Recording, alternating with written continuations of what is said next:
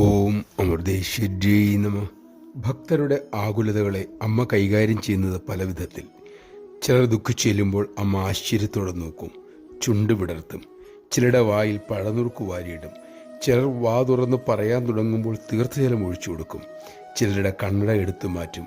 ഇത്തരം ലീലകളിലൂടെ ദുഃഖിച്ചു വന്ന ഭക്തരുടെ മനോനില സർവേശ്വരി ഞൊടിയിടയിൽ മാറ്റിയെടുക്കുന്നു.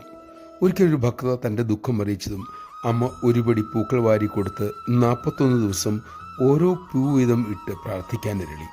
അവർ താമസ സ്ഥലത്ത് തിരിച്ചെത്തി പൂക്കൾ എണ്ണി നോക്കി. കൃത്യം 41 പുഷ്പങ്ങൾ.